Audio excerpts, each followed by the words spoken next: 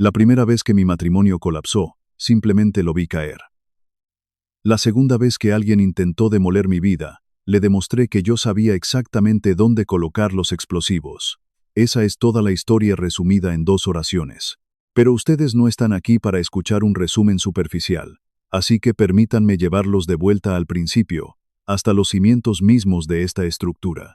Porque esta historia solo tiene sentido si entienden exactamente quién es Gabriel Vargas antes de que la tormenta tocara tierra. Soy ingeniero estructural, especializado en cimientos costeros y resistencia a huracanes. Tengo 38 años y opero desde Miami, Florida. Y he sobrevivido al tipo de traición conyugal que reconfigura tu psicología de la misma manera que un huracán categoría 5 altera la línea de la costa, de forma permanente, y no siempre de maneras que puedas notar desde la superficie. En mi profesión, evaluamos constantemente la capacidad de carga. Calculamos cuánta presión puede soportar un muro de contención antes de presentar una fisura microscópica. Lo que no te enseñan en la universidad es que la mente humana funciona bajo principios estructurales idénticos. Todo sistema tiene un punto de quiebre. La primera vez que me casé, tenía 26 años. Su nombre era Isabela. Habíamos estado juntos desde nuestros días en la universidad, creyendo que teníamos el mundo resuelto. Nos casamos jóvenes, con esa confianza absoluta y ciega de un muchacho que todavía no sabe lo que no sabe. Yo creía que nuestros cimientos eran sólidos, que éramos el tipo de pareja que los demás miraban y decían que llegaríamos hasta el final.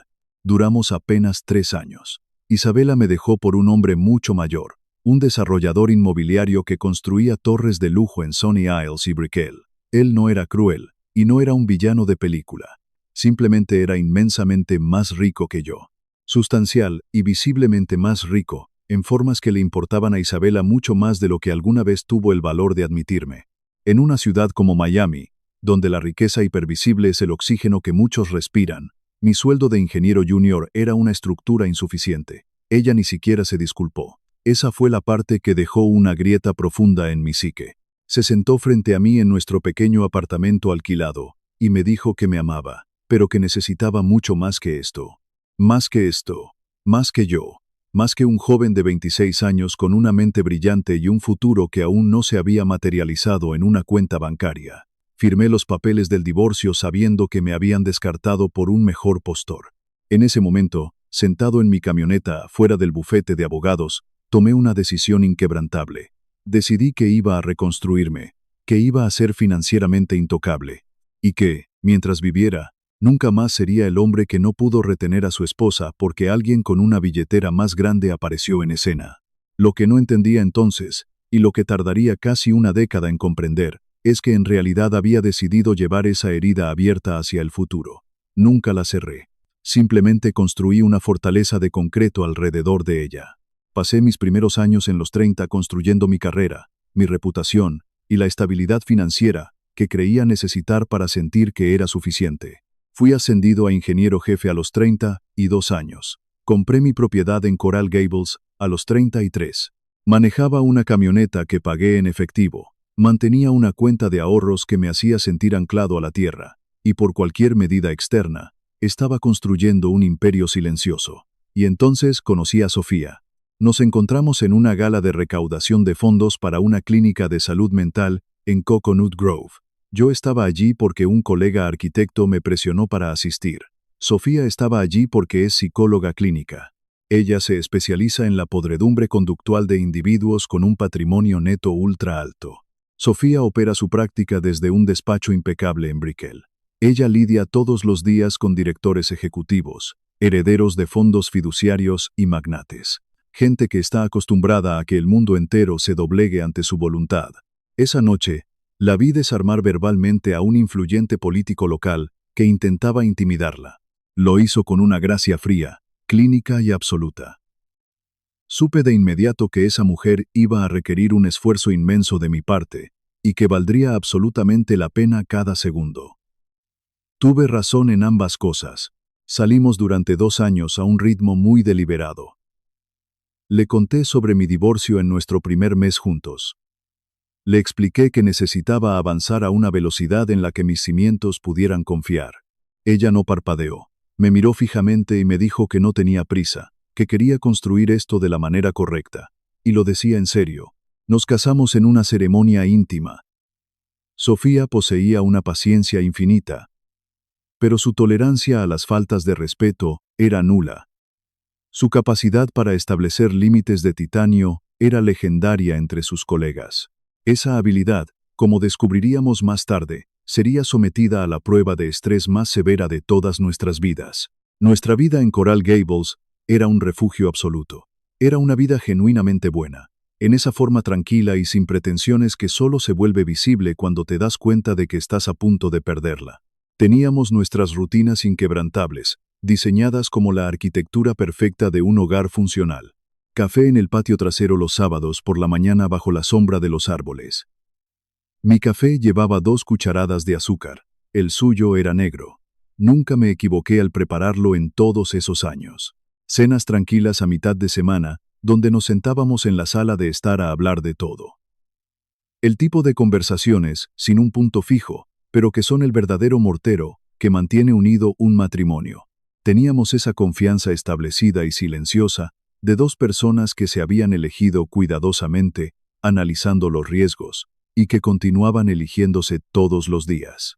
Yo creía que nuestra estructura era impenetrable a cualquier huracán. No sabía que alguien había comenzado a estudiar los planos de mi vida, buscando la manera de derribarla desde adentro.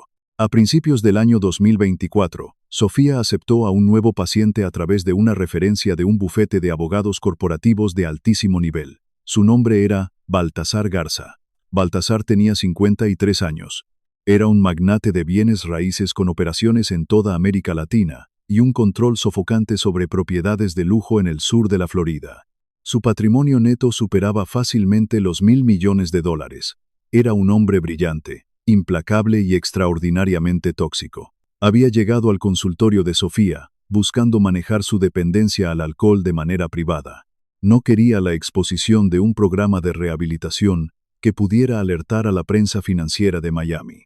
Pero el alcohol era solo un daño superficial. El verdadero problema estructural de Baltasar era que se trataba de un narcisista clínico, un hombre para quien las otras personas existían únicamente como peones para satisfacer sus propias necesidades. Llevaba 53 años, siendo tan inmensamente rico que nadie en su sano juicio le había dicho nunca que no. Sofía conocía perfectamente este perfil. Era su terreno de juego habitual. Estableció sus sesiones con límites estrictos, operando bajo la más absoluta confidencialidad en su oficina de Brickell. Me mencionó de pasada una noche que tenía un cliente difícil, pero nunca me dio su nombre. Así era Sofía, hermética y profesional. Sin embargo, durante los siguientes meses, algo comenzó a cambiar en la dinámica de esas sesiones. Baltasar comenzó a probar el perímetro de seguridad. Empezó con lo que Sofía describiría más tarde como adulación calibrada. Comentarios sutiles sobre su inteligencia que duraban un segundo más de lo que la apreciación profesional justificaba. Observaciones sobre el tono de su voz, su postura, su forma de vestir, que cruzaban lentamente una línea invisible. Individualmente, cada comentario podía ser descartado como la excentricidad de un hombre rico, pero en conjunto, formaban un patrón de asedio táctico. Un terapeuta experto sabe la diferencia entre un cliente buscando conexión y un depredador probando las defensas. En abril, durante una sesión, Baltasar hizo un comentario abiertamente sexual y directo. Sofía lo cortó de inmediato con su característica precisión gélida. Redirigió la sesión, documentó el incidente en sus notas clínicas y mantuvo su rostro inexpresivo. Ella no me lo contó esa noche, y hoy entiendo por qué lo hizo. Quería protegerme. Para mayo, la situación había escalado sistemáticamente. Cada vez que él cruzaba la línea, Sofía establecía el límite. Y cada vez, Baltasar se disculpaba con la sinceridad fluida de un hombre que ha aprendido que pedir perdón es solo una estrategia de manipulación. Él estaba aumentando la carga estructural poco a poco. A finales de mayo, Sofía tomó la decisión inevitable. Terminó formalmente su relación terapéutica con Baltasar Garza. Lo hizo siguiendo cada protocolo legal. Entregó un aviso de terminación por escrito, le proporcionó referencias de otros especialistas y cerró el caso. Profesional, limpio, definitivo. Ella creyó genuinamente que ese sería el final del problema. Se equivocó de la peor manera posible. El primer ataque a nuestra estructura Llegó un jueves por la mañana en junio. Yo trabajaba desde casa revisando planos cuando un camión de entregas de lujo se detuvo frente a nuestra propiedad. Era un arreglo floral masivo. Una exhibición opulenta de orquídeas blancas en un jarrón de cristal tallado que costaba cientos de dólares a simple vista. El repartidor me lo entregó en la puerta principal. Había una tarjeta de papel grueso y costoso. Decía simplemente, pensando en ti, y la inicial de su nombre. Me quedé en el vestíbulo sosteniendo esas flores, y sentí algo muy frío, instalándose detrás de mi esternón. No eran celos. Todavía no. Era el instinto afilado del ingeniero. La sensación física de pasar la mano por una columna de concreto y sentir una grieta térmica donde la superficie debería ser perfectamente lisa. Dejé las flores en la encimera de la cocina. No grité ni hice suposiciones. Por naturaleza, soy un hombre que recolecta datos antes de sacar conclusiones. En la ingeniería, esto evita el colapso de edificios. En el matrimonio, a veces significa que guardas silencio exactamente cuando deberías estar haciendo las preguntas en voz alta. Cuando Sofía llegó a casa, señalé el arreglo floral de forma neutral. Un antiguo cliente, me dijo, manteniendo la voz nivelada. Terminé sus sesiones el mes pasado y al parecer no lo está tomando bien. Le dije que yo podía encargarme. Ella respondió que lo manejaría sola. Le creí, porque Sofía siempre resolvía sus propias batallas. Pero archivé ese destello de tensión en su mirada. Lo guardé en mi mente como una advertencia temprana. 2 semanas después, llegó una cesta de regalos gourmet, champaña importada, chocolates artesanales y un sobresellado dirigido exclusivamente a ella. Sofía lo abrió en privado en su oficina. No me dijo qué contenía, y yo no se lo pregunté. El tercer envío fue la carga explosiva que detonó en los cimientos. Llegó un sábado por la mañana a principios de julio, un día en el que ambos estábamos en casa, visibles en la vida que habíamos construido juntos en Coral Gables. Era una caja de joyería, envuelta en papel azul marino de altísima calidad con una cinta de seda. La nota no estaba impresa, estaba escrita a mano con una caligrafía deliberada y arrogante. Decía, por todo lo que mereces, y estaba firmada con su nombre de pila, Baltasar. Sostuve esa nota entre mis dedos durante varios segundos. Luego la dejé junto a la caja y caminé hacia el patio trasero. Me quedé allí, bajo el calor asfixiante de Miami, tratando de regular mi respiración, porque hay un abismo de diferencia entre un antiguo cliente que envía flores una vez y un multimillonario que investiga la dirección de tu casa privada para enviar joyas costosas un sábado por la mañana. En ese preciso espacio de tiempo, el fantasma de Isabela y de aquel desarrollador inmobiliario despertó en mi mente. Esa vieja herida, la que pensé que había sellado con éxito años atrás, comenzó a sangrar. Esa voz venenosa susurró en mi oído, diciéndome que yo no había sido suficiente antes, y que era un iluso al pensar que sería suficiente ahora. Sofía me encontró en el patio. Le pedí con una calma aterradora que me explicara qué estaba pasando. Sabía que si perdía el control, 12 años de miedo no procesado tomarían el volante. Se sentó en los escalones de piedra, y me contó la mayor parte de la historia. Me habló de los comentarios inapropiados, la terminación de la terapia, y cómo ella pensó que el asunto estaba cerrado. Pero no me lo contó todo. No me dijo hasta dónde había llegado la investigación de ese hombre. Sofía intentaba protegerme de mi propio pasado, temiendo que la presión me rompiera de nuevo. Le pregunté qué tan rico era este hombre. Ella me miró a los ojos y dijo una sola palabra. Mucho. Ahí estaba, el monstruo exacto al que había temido desde mis 26 años, materializándose en la puerta de mi casa. Entré en silencio, y durante las siguientes 48 horas, hice algo de lo que me arrepiento profundamente. Me retiré hacia el interior de mi propia mente. No hubo ira visible, no hubo gritos ni acusaciones. Carecía de la información completa para acusar a mi esposa, y yo no construyo casos sin evidencia estructural. Pero me volví frío, hermético, cortante en mis respuestas. Dormía de espaldas a ella, manteniendo la distancia física de un hombre que sostiene una bomba y tiene miedo de moverse. Sofía, que conocía perfectamente la topografía de mi trauma, veía cómo nuestro matrimonio se congelaba desde afuera. Sentía la desesperación asfixiante de una mujer que tiene la verdad en sus manos, pero sabe que decirla podría destruir lo que intenta salvar. Lo que yo no sabía entonces era que Baltasar Garza había hecho su tarea. Había contratado investigadores para desenterrar mi historia. Sabía sobre mi primer matrimonio. Sabía exactamente por qué mi primera esposa me abandonó. Había encontrado la microfisura en mi diseño psicológico y estaba inyectando presión directamente en ella. Las notas, los regalos extravagantes, las frases como por todo lo que mereces, todo estaba diseñado con precisión quirúrgica para imitar el trauma de mi juventud. Él quería que yo mirara a mi esposa y viera la traición repitiéndose. Quería podrir mi confianza desde adentro para que yo mismo destruyera mi matrimonio sin que él tuviera que ensuciarse las manos, y mi silencio le estaba dando exactamente lo que quería. Al ver que yo me hundía en el mutismo, Sofía tomó una decisión desesperada. Su mejor amiga era Luciana, dueña de una feroz agencia de relaciones públicas y gestión de crisis en la ciudad.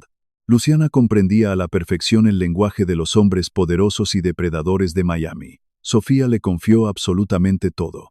Le detalló el acoso, la investigación sobre mi pasado y el silencio de hielo que se había apoderado de nuestra casa en Coral Gables. Sofía le dijo a Luciana que necesitaba detener esto por su cuenta, antes de que el fantasma de mi pasado me devorara vivo. Su plan era audaz y extremadamente peligroso. Sofía contactaría a Baltasar y aceptaría reunirse con él en persona, en un territorio neutral. Eligió un club exclusivo frente al mar en Key Biscayne. Le diría que quería confrontarlo por su comportamiento, sabiendo muy bien que el narcisismo de Baltasar interpretaría esta reunión como una victoria absoluta. Él creería que ella estaba cediendo a su dinero. El verdadero objetivo de Sofía era llevar una grabadora oculta. Bajo la ley de Florida, necesitaba evidencia contundente de acoso severo si quería iniciar acciones legales, sin que los abogados del multimillonario la aplastaran en la corte. Iba a conseguir una confesión de su propia boca. Traería esa grabación a casa para demostrarme que no había nada que temer, cerrando mi herida para siempre. Sofía me dijo que pasaría el día en un retiro de bienestar con Luciana. Una pequeña mentira piadosa para mantenerme lejos del peligro. Lo que mi esposa no calculó es que Luciana no compartía su estrategia clínica. Luciana sabía que un problema de esta magnitud no requería un bisturí, requería un mazo de demolición. Era martes por la mañana. Yo estaba en mi oficina revisando la capacidad de carga de un nuevo proyecto costero. Mi asistente acababa de dejar mi café en el escritorio. El aire acondicionado zumbaba suavemente. Era un día estructuralmente perfecto, hasta que sonó mi teléfono celular.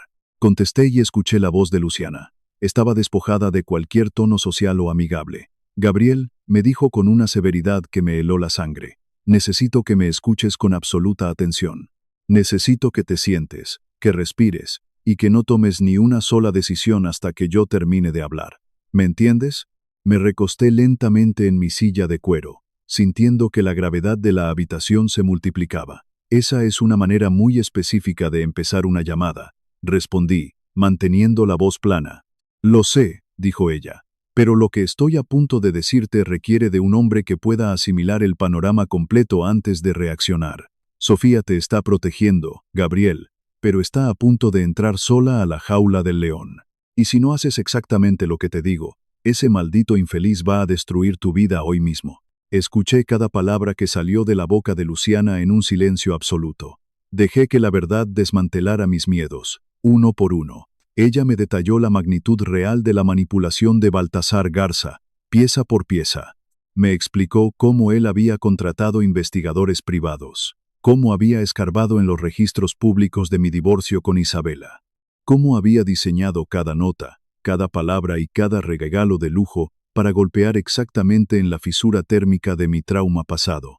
Sofía no me había ocultado todo esto por engaño. Lo había hecho por un terror genuino a que mi mente no soportara la presión. Temía que el fantasma de mi fracaso anterior me destruyera desde adentro. Y al retraerme, al envolverme en un silencio gélido durante semanas, yo le había entregado a Baltasar exactamente el colapso estructural que él había calculado. Mi mutismo fue el peso muerto que casi quiebra mi propio matrimonio. Le había dejado el trabajo pesado a mi esposa, obligándola a sostener el techo de nuestra vida ella sola.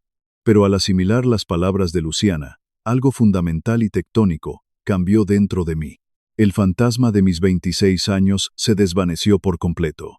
Ese joven inseguro, el que fue reemplazado por un hombre con más dinero en una tarde cualquiera, ya no estaba en la habitación. En su lugar, emergió el ingeniero. Un profesional frío, meticuloso y calculador, que sabe exactamente cómo desarmar una amenaza crítica antes de que los cimientos cedan. Colgué la llamada con Luciana sin decir una palabra de más. Inmediatamente marqué un número diferente. Llamé a Rafael. Él y yo habíamos compartido habitación en la universidad, mucho antes de que yo diseñara rascacielos resistentes a huracanes y de que él fundara una firma de seguridad privada de alto nivel en Miami. Le expliqué la situación en 3 oraciones directas. Rafael no hizo preguntas innecesarias. Su mente operaba con la misma frialdad táctica que la mía. Solo me dijo que me encontraría en el lado sur del puente hacia Key Biscayne en 20 minutos.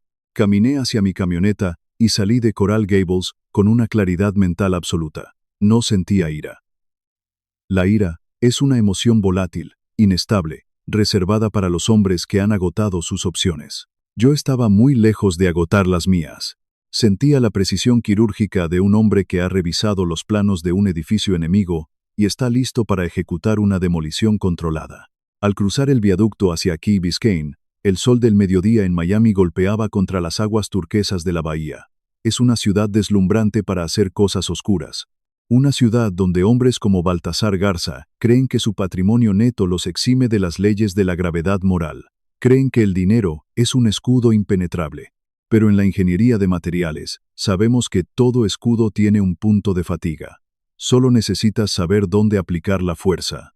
Llegué al club náutico privado exactamente a la hora acordada. El estacionamiento estaba lleno de vehículos de lujo europeo. Un mar de metal brillante bajo el calor asfixiante de la Florida. Rafael ya estaba allí. Me esperaba junto a la entrada principal, impecable en un traje oscuro de corte perfecto. Llevaba un auricular discreto y mantenía la postura relajada pero letal de alguien que ha neutralizado amenazas en lugares mucho más hostiles que un restaurante frente al mar. Nos saludamos con un asentimiento. No hacían falta instrucciones. Entramos al lugar sin hacer ruido. Caminé por la terraza principal, evaluando el espacio con la mirada panorámica de un inspector de obra. El aire olía a salitre, a protector solar caro y a dinero viejo. Las mesas estaban distribuidas estratégicamente para ofrecer privacidad a los magnates que cerraban tratos allí, y entonces los vi. Sofía estaba sentada en una mesa junto a la barandilla de cristal, con la inmensidad del océano a sus espaldas. Tenía su bolso de diseñador abierto sobre la mesa. Yo sabía, gracias a la advertencia de Luciana, que su grabadora digital estaba encendida en el interior, documentando cada sonido. La postura de mi esposa era clínicamente perfecta. Estaba profesionalmente compuesta, manteniendo el contacto visual.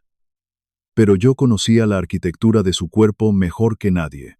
Podía ver la tensión exacta en la línea de sus hombros. Sabía cuánto le estaba costando sostener esa máscara de tranquilidad frente a un depredador. Frente a ella estaba sentada la amenaza. Baltasar Garza. Verlo en persona confirmó todo mi análisis previo. Era un hombre corpulento, de cabello plateado, vestido con la elegancia descuidada de alguien que sabe que su reloj suizo vale más que el salario anual de cualquier persona en ese código postal. Estaba inclinado hacia adelante, invadiendo sutilmente el espacio personal de Sofía. Destilaba esa arrogancia tóxica y relajada de quien nunca ha escuchado un no definitivo. Un hombre acostumbrado a comprar la sumisión de todos los que lo rodean. No aceleré el paso. No demostré prisa ni ansiedad. Caminé hacia su mesa con la tranquilidad absoluta de un hombre que es dueño de su territorio. Rafael se separó de mí y tomó una posición a unos 3 metros de distancia, cerca de la salida principal de la terraza. Una presencia silenciosa, inamovible, que cortaba cualquier ruta de escape emocional. Sofía me vio primero. Sus ojos se abrieron ligeramente y toda la tensión de su cuerpo se congeló en un instante de pura incredulidad. Ese minúsculo cambio en su expresión fue suficiente para alertar a Baltasar. Él se dio la vuelta en su silla justo en el segundo en que yo llegaba a la mesa. No me senté frente a él. Saqué la silla vacía junto a mi esposa y me senté a su lado. Era una declaración territorial y psicológica. Entrelacé mis manos sobre la mesa blanca, descansando los brazos con total naturalidad. No levanté la voz. No me incliné hacia adelante de forma agresiva. No utilicé ninguna de las posturas primitivas que los hombres inseguros necesitan para fingir poder. La verdadera quietud, cuando pertenece a un hombre que no tiene miedo, es la fuerza más intimidante en cualquier habitación. Baltasar me miró de arriba a abajo. Su cerebro narcisista intentaba recalibrar la situación en tiempo real. Supongo que tú eres el esposo, dijo con esa voz suave y practicada, intentando mantener el control de la narrativa. Gabriel Vargas, respondí con calma. Y usted es Baltasar Garza. Esta era una reunión privada, dijo él, endureciendo un poco el tono. Lo era, contesté, manteniendo mis ojos fijos en los suyos. Ahora es una inspección de daños estructurales. Baltasar miró a Sofía con una mezcla de indignación y confusión. Le pedí que me prestara toda su atención, asegurándole que la conversación que estábamos a punto de tener requería que él asimilara cada dato con absoluta claridad. Usted ha estado enviando regalos extravagantes a mi casa, comencé. Ha estado escribiendo notas diseñadas deliberadamente para simular una intimidad que jamás existió. Sé que ordenó una investigación exhaustiva sobre mi vida privada. Descubrió los detalles de mi primer divorcio e hizo un cálculo miserable. Hice una breve pausa para dejar que el peso de mis palabras se asentara en el aire cálido de la terraza. Usted pensó que si aplicaba suficiente presión en el lugar correcto, los cimientos de mi mente cederían y mi matrimonio se derrumbaría por su propio peso. Ese era su gran diseño arquitectónico. Baltasar cerró la boca. Su mandíbula se tensó visiblemente, pero sus ojos seguían moviéndose con rapidez, buscando un ángulo ciego, una falla en mi lógica por la cual escapar. El error fatal en su plan, continué, manteniendo mi voz en un registro bajo y monótono, es que usted calculó mal la capacidad de carga. Usted creyó que estaba lidiando con un hombre que se rompió hace una década y que nunca sanó adecuadamente. Lo que no entendió es que estaba lidiando con un ingeniero, un hombre que sufrió un colapso estructural una vez, reconstruyó su vida desde los cimientos y ha pasado cada día desde entonces, asegurándose de que nada vuelva a romperse de la misma manera. El multimillonario se reclinó 1 milímetro en su silla. Fue un retiro involuntario, una reacción instintiva ante una fuerza inamovible. Probablemente ni siquiera se dio cuenta de que lo hizo.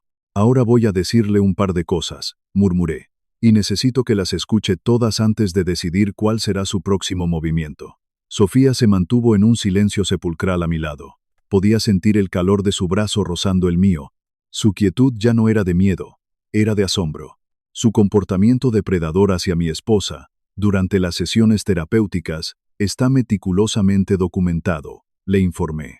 Ella mantuvo notas clínicas detalladas de cada exceso, cada comentario inapropiado y cada escalada conductual.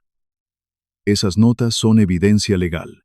Como ella ya no es su terapeuta, y el vínculo fue terminado formalmente, usted ya no cuenta con el escudo del privilegio médico. Todo lo que ocurrió en esa oficina de Brickell es legalmente accesible en un procedimiento civil por acoso profesional. Dejé que procesara el terror burocrático de esa afirmación. Luego añadí el golpe final. Los regalos que envió a mi casa están fotografiados. Los registros de entrega de las joyerías y floristerías están archivados. Todo eso establece un patrón de acoso premeditado tras la terminación de una relación clínica. Ese patrón, sumado a la grabación que está ocurriendo en este preciso instante en el bolso de mi esposa, es la base sólida de una demanda que presentaré en el Tribunal del Condado. Y le aseguro, Baltasar, que me encargaré personalmente de que cada publicación financiera, cada bufete de abogados y cada club de yates en Miami tenga una copia del expediente antes de su primera audiencia. La expresión de Baltasar había cambiado de forma drástica. La arrogancia despreocupada se había evaporado. Los hombres como él están acostumbrados a resolver problemas firmando cheques, pero acababa de darse cuenta de que no había una cantidad de dinero en el mundo que pudiera comprar mi silencio. Había chocado contra un muro de contención absoluto. Mi esposa no está disponible para usted, le dije, cerrando la distancia entre nosotros con una mirada glacial. Mi matrimonio no es un proyecto de demolición para su entretenimiento personal. Si usted envía un solo paquete más a mi propiedad, si hace un solo intento de contacto con Sofía, o si utiliza a cualquier intermediario para acercarse a nosotros, lo voy a destruir. No lo haré con violencia, le aclaré. Lo haré gastando cada centavo que poseo durante el tiempo que sea necesario, para asegurar que cada socio comercial, cada inversor y cada medio de comunicación en este estado sepa exactamente el tipo de parásito psicológico que es usted. No lo haré por venganza. Lo haré porque usted habrá hecho que sea estructuralmente necesario neutralizarlo. El silencio que siguió fue denso y pesado. Solo se escuchaba el murmullo de las olas chocando contra el malecón de piedra y el leve tintineo de las copas de cristal en las mesas lejanas. Baltasar me sostuvo la mirada durante un largo minuto. Su cerebro seguía calculando probabilidades. Los depredadores de su nivel siempre buscan una última jugada. Pero vi el momento exacto en que la realidad lo aplastó. No vio remordimiento en sus ojos, porque los narcisistas clínicos carecen de esa capacidad. Lo que vi fue reconocimiento. El reconocimiento frío y práctico de un hombre de negocios que ha identificado un riesgo inasumible y decide retirar su capital. Se enderezó lentamente en su silla. Con un gesto rígido, abotonó su saco de diseñador, aferrándose a su última astilla de dignidad pública. Tomó el vaso de agua helada sobre la mesa, dio un sorbo controlado y carraspeó. «Creo que todos hemos dicho lo que vinimos a decir», murmuró con voz rasposa. Se levantó sin añadir una sola palabra más. No miró a Sofía. No volvió a mirarme a mí. Simplemente dio media vuelta y caminó hacia la salida de la terraza. Rafael lo observó pasar con la mirada fría de un centinela. Cuando la espalda de Baltasar desapareció por las puertas de cristal, Rafael me dio un leve asentimiento, giró sobre sus talones y caminó hacia el estacionamiento. Su trabajo estaba hecho. La amenaza había abandonado el perímetro. De repente, solo éramos Sofía y yo, sentados en una mesa blanca bajo el cielo despejado de Key Biscayne, con el sonido del océano envolviéndonos. Ella giró el rostro hacia mí. Sus ojos estaban brillantes, al borde de las lágrimas, llenos de toda esa presión acumulada que finalmente había encontrado una válvula de escape. «¿Cómo lo supiste?», me preguntó con un hilo de voz, dejando salir todo el cansancio de los últimos meses. «Luciana», le respondí suavemente. Sofía cerró los ojos y soltó un suspiro largo, profundo y tembloroso. Fue el sonido de una mujer dejando caer una carga insoportable al suelo. Me miró y me dijo que tenía tanto miedo. No miedo de Baltasar. A él lo podía manejar. Tenía pánico de lo que esta situación le estaba haciendo a mi mente. Temía que mi vieja herida se abriera y yo me perdiera en la oscuridad de nuevo. Tomé sus manos sobre la mesa. Sus dedos estaban fríos a pesar del calor sofocante del mediodía. «Lo sé», le dije. «Sé que estabas tratando de protegerme. Sé que viniste a este lugar a pelear por nosotros. Pero escúchame bien. El hombre que se dejó quebrar hace 12 años ya no está en esta historia». Le dije que yo sabía exactamente quién era ella, y que su único error fue creer que tenía que sostener el peso del mundo sola. Ella apretó mis manos con fuerza. Me confesó que debió haber venido a mí mucho antes, que debió confiar en mí con el panorama completo desde el primer día. Yo también cometí un error crítico, le admití. Me envolví en el silencio cuando debí haber hecho las preguntas difíciles. Te dejé sola en medio de la tormenta. Ambos hicimos una versión equivocada de lo correcto, impulsados por el miedo a perder al otro. Nos quedamos en esa mesa durante 1 hora más. Pedimos café. Hablamos con una honestidad brutal, de la forma en que no lo habíamos hecho en meses. Expusimos cada grieta, cada duda y cada miedo a la luz del sol de Miami. Y al hacerlo, inyectamos el mortero más fuerte posible en nuestras fisuras. En cuanto a Baltasar Garza, desapareció por completo de nuestro radar. Los regalos se detuvieron ese mismo día en seco. No hubo más llamadas cruzadas, ni intentos de contacto a través de terceros. No sé si fue la certeza de la grabación, la amenaza creíble de la ruina pública, o simplemente el cálculo de un cobarde que comprendió que no podía ganar. No me importa. Él eligió redirigir su veneno hacia otra parte, lejos de nosotros. Luciana llamó a Sofía esa misma noche para confesarle lo que había hecho. El primer instinto de mi esposa fue guardarle un minuto de silencio asesino. Su segunda frase fue decirle que quería matarla. Su tercera frase fue darle las gracias desde el fondo de su alma. Luciana, con esa arrogancia encantadora que la caracteriza, simplemente respondió que sabía que tenía razón. Para octubre, la vida en nuestra casa de Coral Gables había recuperado sus ritmos sagrados. El café en el patio bajo los árboles, las cenas tranquilas en Brickell, pero no éramos exactamente los mismos. Éramos mejores. Sofía actualizó de inmediato todos sus protocolos clínicos de admisión. Implementó un filtro de comportamiento mucho más estricto para los clientes de alto patrimonio. Estableció puntos de revisión de cumplimiento de límites desde la segunda sesión y diseñó un protocolo de escalada rápida para cualquier conducta inapropiada. Construyó un sistema de defensa impenetrable. Así es mi esposa. No solo sobrevive a los desastres, los sistematiza y los domina. Yo, por mi parte, seguí construyendo. Mantuve los cimientos de nuestra casa. Lijé y volví a barnizar los muebles del patio trasero, aplicando 2 capas de nogal oscuro para proteger la madera de la humedad de Florida. Sofía dice que el patio nunca se ha visto mejor. Yo creo que tiene toda la razón. El fantasma de mi pasado fue exorcizado en esa terraza de Key Biscayne. El narcisista multimillonario aprendió una lección invaluable sobre la diferencia entre el dinero y la verdadera integridad estructural, porque el dinero puede comprar muchas cosas en esta ciudad.